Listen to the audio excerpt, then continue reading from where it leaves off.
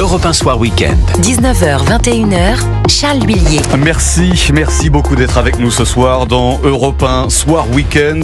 Dans quelques minutes, nous entendrons nos deux débatteurs du soir, en l'occurrence Jules Torres et Véronique Jacquier. Tous les deux sont déjà présents sur le studio, mais juste avant, j'aimerais quand même rappeler ce qu'on disait à l'instant dans la présentation de cette émission. La soirée du Nouvel An se profile, elle était au risque. 100 000 forces de l'ordre mobilisées, c'est 10 000 de plus que pour le soir de Noël. Cela va ponctuer une année éreintante pour les forces de l'ordre, alors que 2025 s'annonce tout aussi compliqué. Outre l'insécurité grandissante, les agriculteurs comptent reprendre les mobilisations. Bref, cela ne sera pas de tout repos. Pour en discuter, Frédéric Loze, bonsoir. Bonsoir. Vous êtes secrétaire général du syndicat des commissaires de la police nationale. Je vais donner des exemples pêle-mêle. Ce week-end à Strasbourg, on a eu 14 interpellations après des incidents, des violences, des dégradations. Des gendarmes ont été victimes de tirs de mortier en Gironde, à Marseille, à Mantes-la-Jolie, à Meaux. La question, elle est simple, Frédéric Loze. Est-ce que vous craignez le pire pour mardi soir, soirée du Nouvel An ? On ne craint pas le pire, mais en tout cas, il faut qu'on s'y prépare activement et qu'on soit particulièrement vigilant. Ça ne se prépare pas depuis une semaine, mais vous l'avez très bien dit. Les forces de police sont quand même fatiguées, éreintées. Elles ont montré leur savoir-faire à l'occasion des Jeux Olympiques qui ont été une réussite. Il y a eu ça aussi, oui. Aujourd'hui, il y a ce rituel qu'on a le 13 et le 14 juillet, le 31 décembre, qui est un rituel catastrophique, choquant, qui fait qu'on essaie de brûler le maximum de voitures. Est-ce que ça peut être pire que les années passées, Frédéric Loze ? On en prend le chemin. Je ne veux pas être oiseau de mauvais augure, mais on en prend le chemin. Je ne le sais pas. Ce que je peux vous assurer, c'est la mobilisation de tous les services de police et de gendarmerie. Ce que je peux dire également, sans langue de bois, c'est que c'est absolument choquant et qu'on est le seul pays d'Europe occidentale, où on a ce type de dérive, cette irresponsabilité. Parce que vous avez rappelé également les Jeux Olympiques, mais il y a un peu plus d'un an, on avait aussi les terribles violences urbaines de juin-juillet. Post-Naël. Oui. Post-Naël, et c'est absolument anormal. C'est une véritable pathologie. Il faut mettre fin à ça, il faut changer la politique pénale, il faut changer de braquet, et il ne faut pas s'habituer à ce qu'on comptabilise tous les soirs les abribus, les voitures des gens, d'ailleurs souvent les plus modestes, qui sont brûlées. Il faut maintenant changer de curseur et il faut une politique pénale, rétablir l'autorité et la dissuasion. Alors, on a, Frédéric Loze, alourdi le dispositif des forces de l'ordre par rapport à la soirée de Noël, il y a quelques jours. Là, ce ne seront pas 90 000 forces de l'ordre mobilisées, mais 100 000, donc 10 000 de plus. Pourquoi ? Parce que ce dispositif inédit avec des drones, des hélicoptères, des forces de l'ordre, c'est aussi, et là c'est assez fou de le rappeler, pour protéger nos secours, nos pompiers, qui sont régulièrement pris pour cible lorsqu'ils interviennent dans certains quartiers difficiles. C'est une réalité, ça, Frédéric Loze ? C'est une réalité que j'ai connue, moi, quand j'étais directeur départemental de la sécurité publique du Val d'Oise pendant 4 ans et demi, où on avait des appels bidons. On nous disait, attendez, vous avez une personne sur la voie publique qui est grièvement blessée. Ah, donc des guet-apens ? Oui, des guet-apens. Les pompiers arrivaient, donc nous, on les escortait, et puis on avait 10, 20, 30, 40 personnes qui nous bombardaient d'engins pyrotechniques, de mortiers, qui envoyaient des pierres sur les véhicules de police, sur les policiers, sur les pompiers. Pardon, je suis naïf. Dans quel but, Frédéric Loze ? Le but est un but simplement anti-institutionnel. Très souvent, ce sont des jeunes délinquants avec des parents qui sont irresponsabilisés sur le plan pénal, irresponsabilisés sur le plan financier. Et ça, il faut maintenant dire, ça suffit. Et insolvable si on se retourne contre eux. Voilà. Alors oui, effectivement, merci Jules Torres qui redresse le micro de Frédéric Loze. Non mais oui, c'est ça, on est sur une responsabilité des parents. Alors protéger les secours pris pour cible dans les quartiers. Et puis j'aimerais qu'on évoque quand même ce phénomène qui est pas nouveau, mais auquel on assiste depuis ces dernières semaines / mois en France, les tirs de mortier. Alors tirs de mortier, pourquoi des mortiers ? Parce qu'apparemment, alors j'en parlais avec mon équipe dans la rédaction à Europe 1, apparemment c'est très visuel. Sur les réseaux sociaux, ça marche très très bien. Et apparemment, il y a une sorte de concurrence entre délinquants, entre semeurs de troubles sur les réseaux sociaux avec l'outil mortier sur les policiers. C'est ça la réalité. C'est la réalité. Un mortier, évidemment, peut tuer une personne, la blesser grièvement. Ces mortiers, de plus en plus, sont achetés sur Internet. Il y a des arrêtés préfectoraux, des arrêtés parfois municipaux qui sont pris pour interdire la vente, mais sur Internet, on trouve de tout. Mais au-delà de ça et du ponctuel, je pense qu'il va falloir réagir. Le ministre de l'Intérieur a dit de l'ordre, de l'autorité, de l'autorité. Il y a un garde des Sceaux qui a été ministre de l'Intérieur. C'est le moment ou jamais de ne pas plus s'habituer à banaliser cette violence. Vous dites que les peines ne sont pas suffisantes, c'est le moment. Les peines ne sont pas suffisantes. Votre ancien patron, désormais garde des Sceaux, vous écoute. La politique pénale n'est pas à la hauteur. Il faut absolument changer de braquet pour protéger les Français, arrêter de se faire idéologiquement intimider. C'est inacceptable. Donc il faut faire ce qu'on met en place. Vous dites quoi, Gérald Darmanin, là? Il vous écoute ce soir. C'était votre ancien patron à l'intérieur. Désormais, il est dans le camp d'en face. Pardon pour l'expression. Vous lui dites quoi? Qu'il mette à profit son expérience, tout ce qu'il a entendu au ministère de l'Intérieur.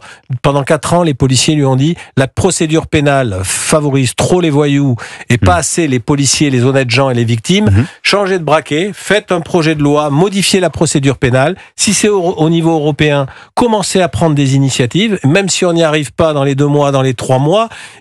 Ce que je veux vous expliquer, c'est qu'on n'est pas sur quelque chose de ponctuel, sur du temps court. On est sur 40 ans où on a flingué la dissuasion judiciaire, où on a flingué la notion d'autorité, où on a mis en avant, c'est un peu caricatural, le mis en cause, le délinquant à la place des victimes, et on a oublié la sécurité des Français les plus modestes. Donc, il faut commencer. Toute victoire politique est précédée d'une vraie réflexion stratégique ou idéologique. Il faut arrêter et il faut inverser ça. La sécurité, c'est le bien fondamental. C'est ce que l'État doit aux Français, à ses Français contribuables. Je rappelle qu'on est avec Frédéric Lose, qui est secrétaire général du syndicat des commissaires de la police nationale. On est également en studio avec nos 2 débatteurs, Véronique Jacquier et puis Jules Torres, qui souhaite vous poser une question, Frédéric Lose. Oui, monsieur Lose, vous voyez plutôt d'un bon œil, à mon avis, la nomination de Gérald Darmanin au ministère de la Justice. Moi, j'ai une question.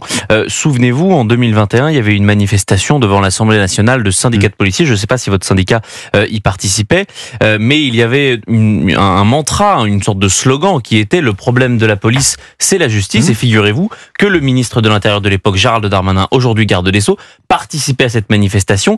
Ça doit quand même, nous interroger sur possiblement le chemin qui va être celui du nouveau garde des Sceaux à la justice. Écoutez, si ce chemin est pris de dire je vais rétablir la dissuasion judiciaire, je vais assumer la fonction de punir, je vais réformer l'application des peines, je vais créer des places de prison, ou en tout cas lancer ce mouvement qu'on n'a pas fait, ce déplacement du curseur, je vais changer le régime carcéral des narco-trafiquants par exemple et rétablir l'autorité même en prison, parce que c'est quand même fou. Je rappelle par exemple qu'au mois d'octobre, on a un chauffeur de VTC à Marseille qui a été exécuté, un père de famille, parce que un trafiquant qui était à l'isolement, qui disposait de 7 téléphones portables, avait pu commanditer un mineur de 14 ans, le payer, le faire exécuter par ce mineur un homme sur la voie publique, etc. Ça en dit long sur le délabrement. Il y a tout à refaire. Alors je ne sais pas si ce sont ceux qui depuis 40 ans qui ont créé les problèmes qui vont les régler. Ça c'est une autre question. Mais moi je pars avec un bon sentiment. Oui, cette expérience peut être profitable. Et en même temps, c'est pas une idée de droite, de gauche. C'est le bon sens. Il faut rétablir l'autorité et la dissuasion. Et le 31 décembre sera un véritable test. Voilà. Véronique Jacquier. Pas que des rustines. Il faut changer de politique pénale. On est d'accord sur le constat, Frédéric Lose, mais est-ce que vous pensez pas, je vais être un petit peu pessimiste, mais que c'est presque trop tard? Quand on pense qu'on met là pour le nouvel an 100 000 policiers, quand on pense qu'on s'habitue à ça, des drones, des hélicoptères, des moyens de surveillance hors normes. On est dans la science-fiction. Pour lutter contre ce qui est pire que la caïdosphère, c'est-à-dire des territoires qui sont perdus, c'est-à-dire que les territoires où ça brûle chaque année, les territoires où ça pète à chaque Saint-Sylvestre, on les connaît, ça fait 20-30 ans qu'il y a déjà des incidents, et là on sent bien que c'est de la provocation. On a l'impression qu'on a une France qui est occupée et l'autre qui lutte contre cette occupation, parce que c'est 100 000 membres des forces de l'ordre, pardonnez-moi, c'est une armée qui est sur le terrain. Frédéric Lose. Donc la réponse, pour moi, elle est politique. La réponse est politique. C'est pas que le problème de la police, c'est la justice. Il peut y avoir des idéologies laxistes au sein de la justice ou tout ce qu'on veut, on les connaît, du dogmatisme pénal. C'est avant tout politique. Ce que vous avez dit est tout à fait vrai. On ne peut pas s'habituer à cette espèce de militarisation de la sécurité publique, à ces territoires perdus de la République. Et puis, je vais vous donner un autre exemple. Quelle crédibilité on a face à Donald Trump, face à Vladimir Poutine, quand on n'arrive pas à tenir nos propres quartiers, quand on est obligé de mettre des hélicoptères, des drones, quand nos policiers se font caillasser, quand le soir du jour de l'an, la France est à feu et à sang, quand pendant une semaine, on a des violences urbaines avec 1 milliard de dégâts au bas mot, des centaines d'interpellés, des bus, des élus pris à partie, des médecins, et des leçons qui n'ont pas été tirées d'ailleurs, voilà, des émeutes de 2023. Quelle crédibilité on a au niveau international quand on ne contrôle pas nos propres quartiers. C'est pour ça qu'il faut changer de curseur. Et il faut arrêter de se faire intimider en disant c'est un problème de positionnement politique, vous êtes sécuritaire, stop avec tout ça. J'ai moi-même été interviewé à Toulouse, un jeune CRS de 23 ans, il y a un mois de cela. Il était en civil dans un quartier sensible de Toulouse qui s'appelle le Mirail. Quelques jours avant, il avait procédé à un contrôle sur des dealers à qui il avait retiré en liquide et saisi 2000 €. Il est revenu 3 jours plus tard sur le même lieu pour poster un colis avec sa compagne. Il a été agressé, insulté, rançonné devant sa compagne. Les policiers, vos collègues, Frédéric Looz, ne sont plus en sécurité, même lorsqu'ils n'exercent pas. Et là, on a peut-être franchi un cap. On a effectivement franchi un cap. Vous avez cette affaire de Toulouse, mais il y en a en permanence. Moi, j'ai été obligé de faire muter en off des familles de policiers parce qu'ils étaient agressés, menacés chez eux, etc. Leurs enfants, leurs familles, ce qui est profondément scandaleux. Il n'y a pas longtemps à Nice, il y a des policiers en civil qui se sont fait véritablement lyncher. Et la question qu'il faut se poser, c'est pas un fait divers, c'est comment des gens, des voyous, osent faire ça. Et comment nous, on supporte ça? Comment notre système judiciaire, comment notre classe politique trouve que des policiers qui sont agressés, des procureurs de la République qui sont menacés par la criminalité organisée, par des islamistes, et Samuel Paty, Dominique Bernard, des professeurs qui sont tués, décapités, à un moment donné, il faut commencer à dire stop. Frédéric Looz, dans un instant c'est la publicité, alors c'est un petit peu informel ce que je vous demande, c'est passionnant ce que vous nous dites. Auriez-vous peut-être un petit peu le temps de rester et de faire du rab, parce qu'on ne s'est pas tout dit. Voilà, donc on va évoquer notamment le narcotrafic, et c'est intéressant, et bien sûr, mes deux débatteurs que sont Véronique Jacquier et Jules Torres restent parmi nous. À tout de suite. Europe 1 Soir Week-end, 19h, 21h. Sur Europe 1. Europe 1 Soir Week-end. 19h, 21h, Charles Billier. Merci si vous nous rejoignez sur Europe 1 Soir Week-end. Il est 19h31. Nous sommes toujours avec Frédéric Looz, secrétaire général du syndicat des commissaires de la police nationale. Et bien sûr, autour de la table, les sociétaires Véronique Jacquier et Jules Torres. Oui, on n'est pas aux grosses têtes, pardonnez-moi pour cette allusion. Alors, non, je redeviens sérieux parce que tout de même, Frédéric Looz, on a abordé la mise en danger constante et puis surtout la fatigue qui va de mal en pis pour vos collègues de la police nationale. On pense aussi aux gendarmes. Vous avez eu vent, j'imagine, de ce qui s'est passé à la prison de Nantes durant le week-end de Noël. 197 projections de colis vers les cellules par des drones, par des lancers, tout simplement, de la part de l'extérieur, de personnes qui venaient tout simplement abonder, nourrir ces détenus. Quand Gérald Darmanin dit qu'il souhaite isoler les 100 plus gros narcotrafiquants en prison. Vous pensez que c'est réaliste ou pas? Parce que c'est vrai qu'actuellement, la prison, et vous le disiez en préambule, Frédéric Looz, la prison, c'est devenu finalement le prolongement de ce qui se passe à l'extérieur, en fait. Oui, je pense qu'il a raison, et je pense que c'est tout à fait réaliste, et surtout que c'est absolument souhaitable. Les plus gros caïds, leaders violents, leaders d'opinion en prison, sont bien souvent les gens qui sont dans la criminalité organisée et le narcotrafic, qui poursuivent à travers des messageries cryptées, des téléphones portables, effectivement, leur trafic depuis la prison, voire qui commanditent des exécutions. Il faut le faire, les Italiens l'ont fait. Oui. Il faut le faire comme on a isolé les islamistes avec un régime carcéral spécifique, mais aujourd'hui... Vous pensez que ça les empêchera de communiquer, ça fera pas de miracle, Ça va pas se faire du jour au lendemain, mais déjà, si vous avez une décision politique, Il y a un chemin, il y aura des moyens. Si vous n'avez pas une volonté, une décision politique, ça ne se fera pas. Et de toute façon, l'enjeu du trafic de stupéfiants aujourd'hui n'est pas un enjeu de sécurité, de faits divers, c'est un enjeu de souveraineté nationale. Non seulement on a cette dilution de l'autorité qu'on retrouve dans la rue, dans les classes, avec des professeurs qui sont agressés, etc. Vous l'avez dit, des pompiers quand ils sont pas parfois tués, mais même en prison. Donc à un moment donné, il faut réagir. Il faut réagir fermement. Donc là-dessus, oui, mais il a absolument raison. Il faut le faire et il faut le faire et vite. Mais en même temps, il faut des moyens pour l'administration pénitentiaire parce que les agents pénitentiaires font un remarquable travail. Il faut sécuriser les prisons. Il faut plus de courtes peines de prison. Oui. Voilà justement ça, les courtes peines. Alors, même les petits délinquants, il faut les incarcérer, pas seulement leur mettre un bracelet autour du mollet.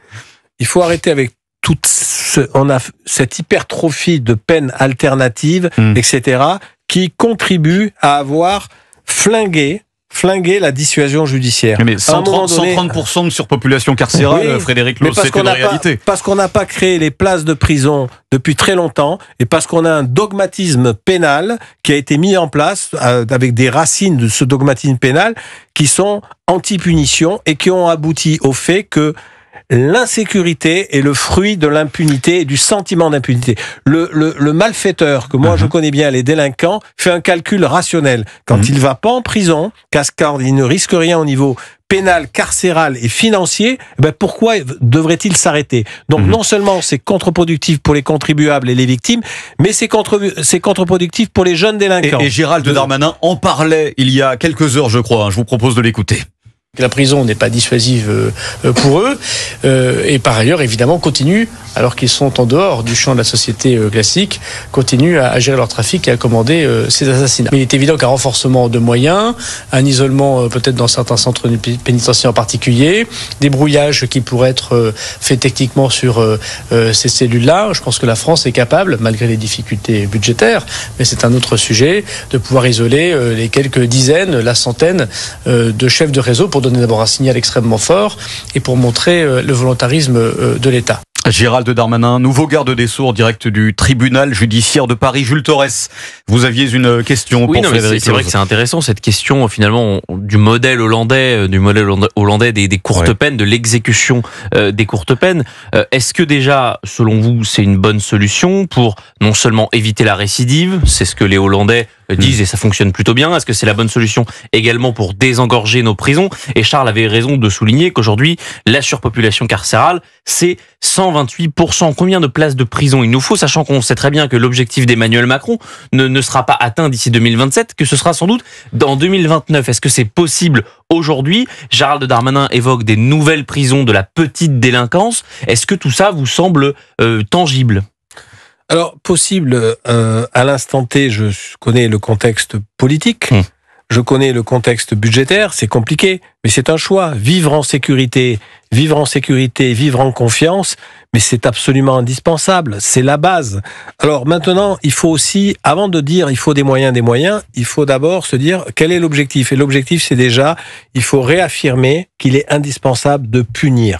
Il faut l'affirmer. Punir ne veut pas dire... Punir permet également de punir, de sanctionner, de neutraliser des délinquants, mais également, pourquoi pas, de préparer aussi un projet de réinsertion. L'un n'empêche pas l'autre. Et punir contribue à la dissuasion. Il faut que les peines de prison avec sursis, c'est sursis. Quand on dit peine de prison ferme, le langage judiciaire qui ne l'est plus doit redevenir lisible. Peine de prison ferme doit vouloir dire incarcération. Je vais vous donner un autre exemple.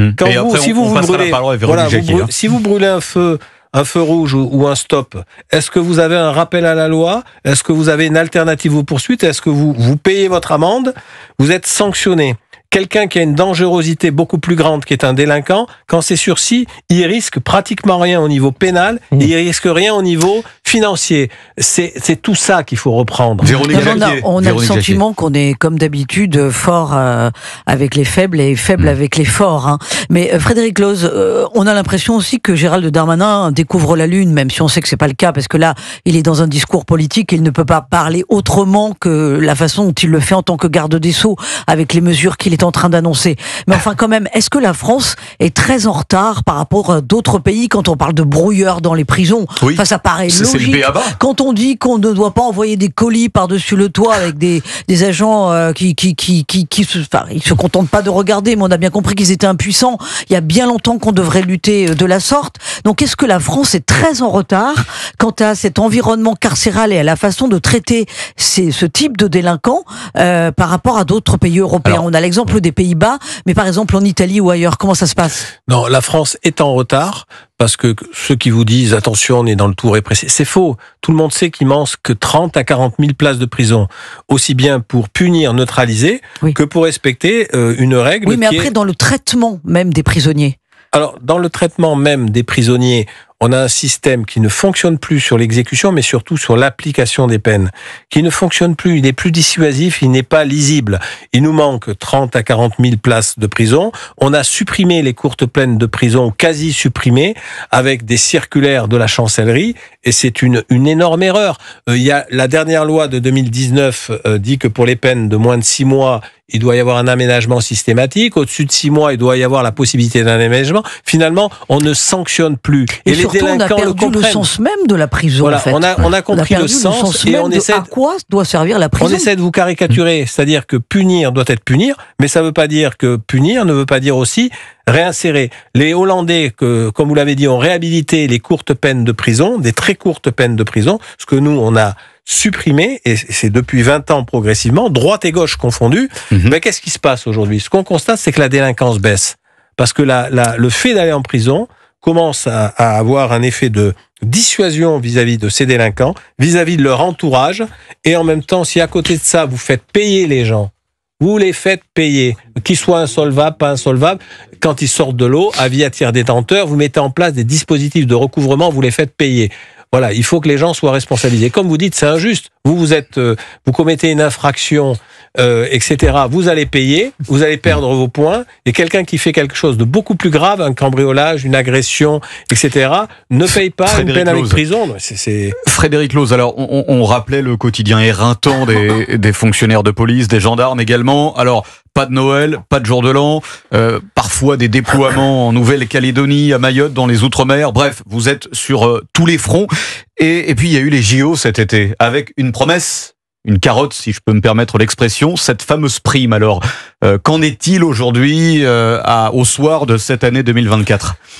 Alors, il y a quelques erreurs, des oublis, des manquements, mais dans l'ensemble, les primes que nous avons négociées, les syndicats, dont le syndicat majoritaire des commissaires auprès du ministère de l'Intérieur et donc de Bercy indirectement, pour l'instant, les choses ont été tenues. Alors, c'est pas parfait, il manque un certain nombre de choses. Vous avez l'argent sur le compte ou pas? Pardon, je suis un peu trivial. L'argent est sur le compte des policiers, mais il y a parfois des erreurs, des problèmes de paye, des retards, etc. Mais dans l'ensemble, l'argent est sur le compte. Maintenant, ça fait très longtemps qu'on a des problèmes avec la paye, lorsque vous changez d'échelon, lorsque vous avez un avancement, etc. Le point d'indice. Les points d'indice, souvent, ça met 6 mois, 1 an, vous avez énormément d'erreurs, de retards, vous n'avez pas, et parfois vous avez des promesses en termes de primes qui sont pas tenues. Mais les primes JO, je vais pas rentrer dans la technique. Bien sûr, mais grosso modo, c'était combien les primes JO pour, je ne sais pas, un gardien de la paix, par exemple? 1600 ou 1900 euros. Bon, c'est pas... Après, vous avez des indemnités d'absence missionnelle,